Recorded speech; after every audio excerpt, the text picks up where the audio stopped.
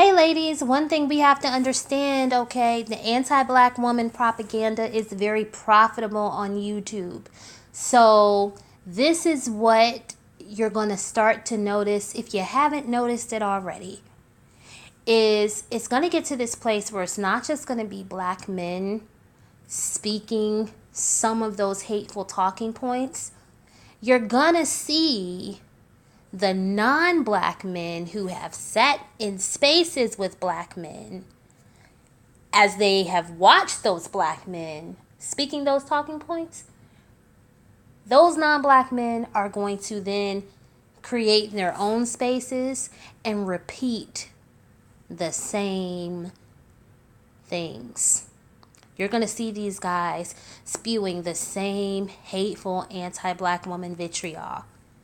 As a matter of fact, about 2, maybe 3 years ago, there was a pretty well-known white MGTOW channel that took donations and made about 2 or 3 anti-black woman videos.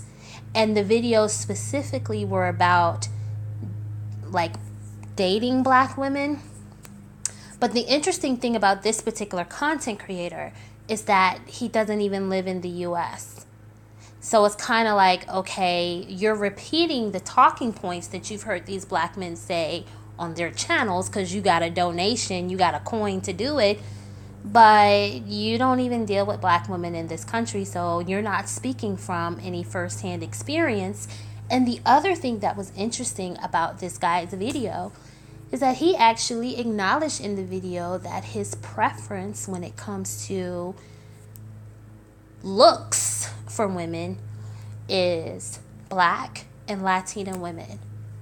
So even though he has a preference for black women, because he had gotten a donation and was potentially trying to tap into,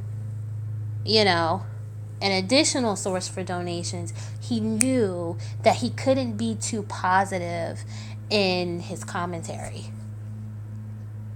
This is what we gotta understand, ladies.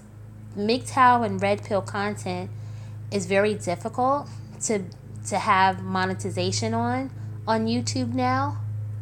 And so with a lot of those channels where you see that that's their primary content, the only way the channels can really make money is through viewer donations.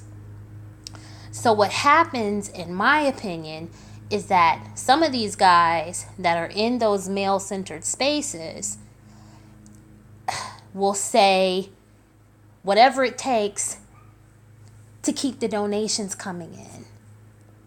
And I'm going to tell you something, because I saw something today, I think it was today or yesterday, where it's a guy who identifies as MGTOW. He's not black. And I guess he made a response video to a woman in this space. And I was like, this is interesting, because he almost sounds like he's reading a script or reading notes that he's heard, certain black men on this platform say. Then I find out that, he frequents spaces with black men who are red-pilled and MGTOW. And see, what has happened is over the years, and if you've looked around and paid attention, you'll know what I'm talking about. But over the years, a lot of these black male content creators have allowed non-black men to sit in their spaces and participate in these conversations where they're saying terrible things about us as a collective. And so because of that, these men feel comfortable creating their own spaces and saying the same things about black women.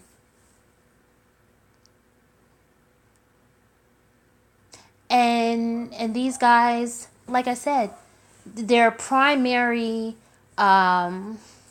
their primary driver for saying some of these things is probably donations. They probably, they sat in the comment sections or in the chats and, seen these guys in in the black sector of YouTube talk crap about us, and they've seen, their channels grow. They've seen these guys get donations, and so they want in on the gravy train. And unfortunately, one of the biggest gravy trains on YouTube is the black woman hate train, because YouTube allows it. So ladies, we have to be a little bit more strategic in how we do things. When we see channels, particularly for black women who are in interracial relationships or who are single and are interested in dating across racial lines, if you see channels like Cohen Nanix, when you see channels like that where you see other groups of men really uplifting and trying to support black women, you need to make sure that you're viewing those channels. Subscribe to the channels, help get the views up, help share the videos, help those channels grow, because this way, if there are other men out there who want to create channels and say positive things about black women, they know that there's an audience that will help their channels grow and that will watch the content.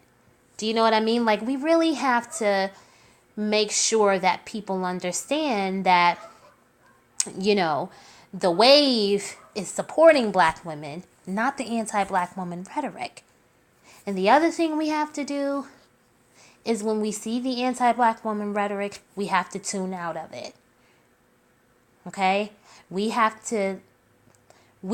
put it to you this way. If those channels grow and get views, they don't need to grow and get views off of us watching the channels. And understand, hate watching something is still a view. So you're still helping the channel grow.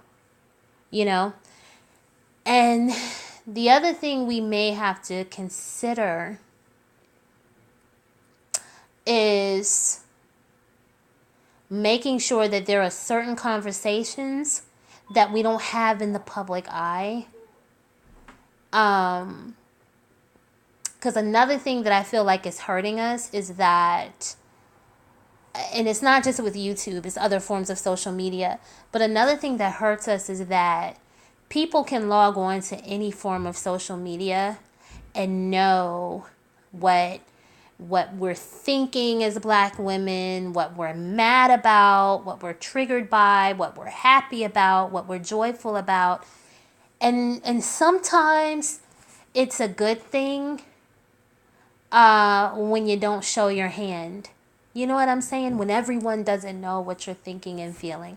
But anyway, that's a conversation for another day.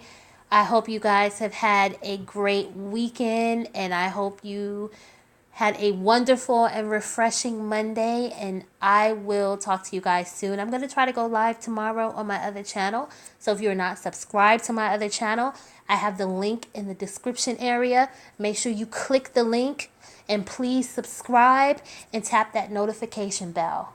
All right? Thank you so much. I appreciate all of you. Have a great day.